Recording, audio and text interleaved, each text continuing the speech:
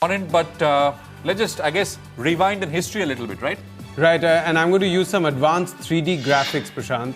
And we have that advanced 3D graphics you can see right here on my table to explain to you what actually the entire coal scam is about. So let's start. You know, it started off obviously with Indira Gandhi, and where she had nationalized all coal blocks in 1970s.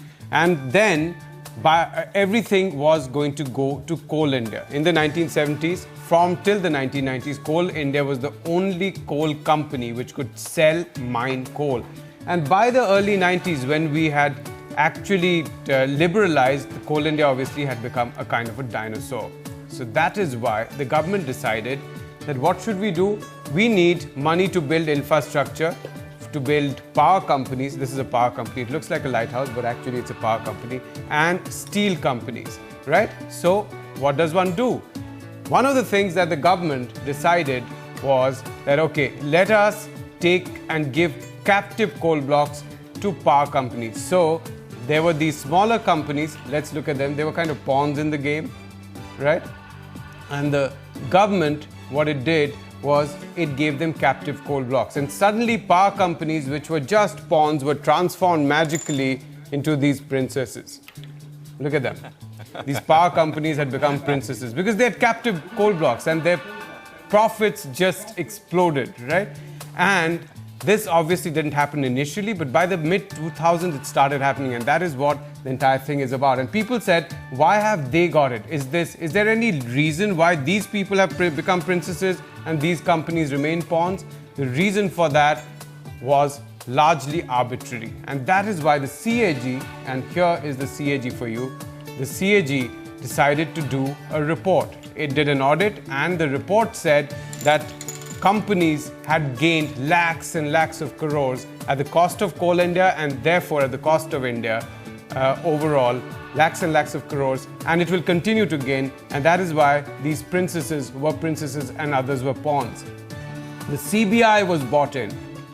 The CBI was brought in by the government, and I'm going to remove these power companies so that you don't get confused, and the steel companies as well, and the dinosaur, which is actually not a dinosaur, as Anisha pointed out just a short while back. It's going to have the last laugh, Coal India, but it's moving away right now.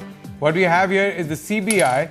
The government got the CBI in, and the CBI did some investigations, and the Supreme Court, the final authority in this matter right now, the Supreme Court here, the queen in the matter, it says that these people, these companies became princesses entirely arbitrarily, and that is what left some as pawns. And it said that all coal block allocations, the Supreme Court's view is that all coal block allocations, and I'm leaving just the Supreme Court here for you, all coal block allocations are illegal. But what do you do? What do you do? Do you turn these princesses back into pawns? What do you do about that? Or do you actually do something else? And that is what everyone's going to be looking at, Prashant. Whether the Supreme Court is going to save power and steel companies, which are already become princesses.